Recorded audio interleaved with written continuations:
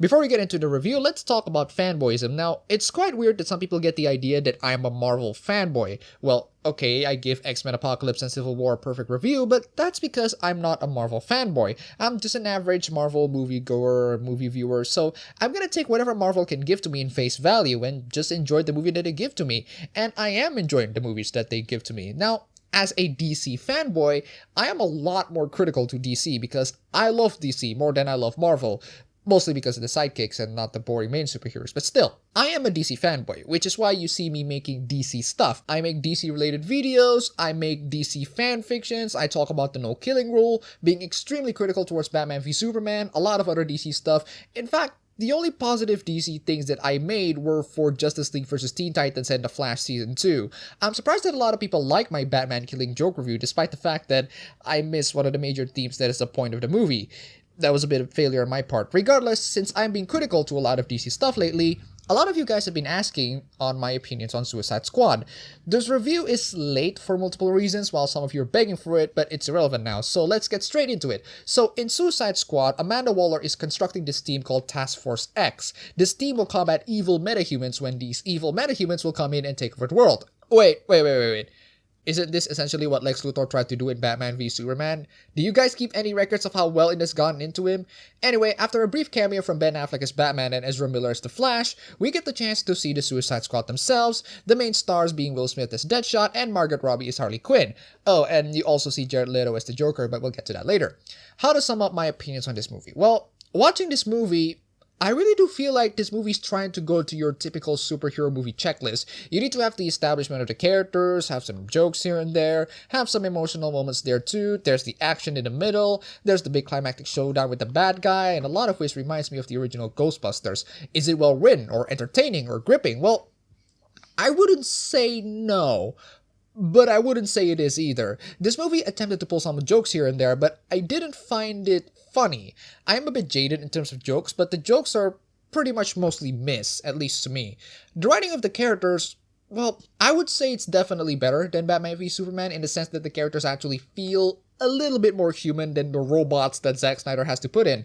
Will Smith as Deadshot is actually a fairly nice choice. He has been in action movies before, he knows how to act smug and sarcastic, so this movie is him pretty much being Will Smith, and if you want to see Will Smith being Will Smith, you'll get exactly Will Smith being Will Smith. And I really like this version of Deadshot. He's entertaining, cocky, and in it for the money, just like your typical mercenaries.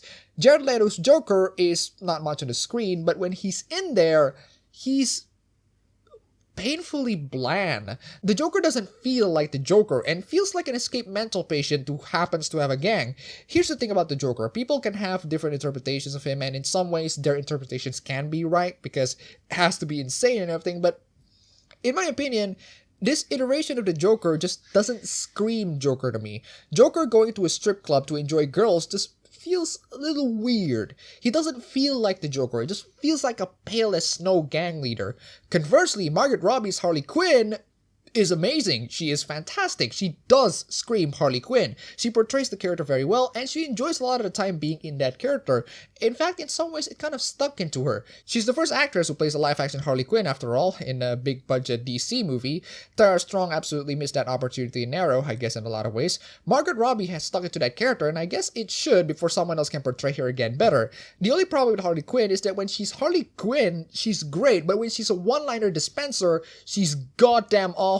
Some of the one-liners from her are a bit cringeworthy, but when she's in the character, she's actually nice. And I just want to make a comment on this. I really prefer Arrow's version of Katana, at least she's well developed. Now, I don't expect the story of Suicide Squad to be the best of all, and overall, it seems a bit recycled. And one of the things that irked me so much about this movie is how this movie tries so hard to be cool. It does that in a way that is out of place, out of tone, out of focus, and out of proper direction. The movie inserts songs here and there to make it feel like it's really fun and epic movie, but it doesn't really feel like fun and epic, especially when you have to do that like multiple times in the introduction. The magic kind of lost its charm. Another thing that I hate about this movie is the action scenes. They're a little bit generic. They're not awesome or spectacular or one that would put an awe on my face. They're just standard, generic shooting, beating people up, punching, kicking. It's not something that I would consider fresh. In fact, that's pretty much how I would sum this movie up. It's not fresh, it's a little bit recycled. Am I referencing Rotten Tomatoes? Well, there's actually something weird going on with the reviews of this movie and Ghostbusters. We're gonna get to that in a later video. In conclusion, while it can be in some ways entertaining, Suicide Squad feels like a movie that has gone through a checklist without any forms of focus or passion being put into it, and that's unfortunate because the more and more we see these superhero stories, the less and less varied they become. They always go into the same beat and the same premise. There has to be, at least in some ways, a way to do it differently, or at least feel different. Would I recommend it to the average viewer?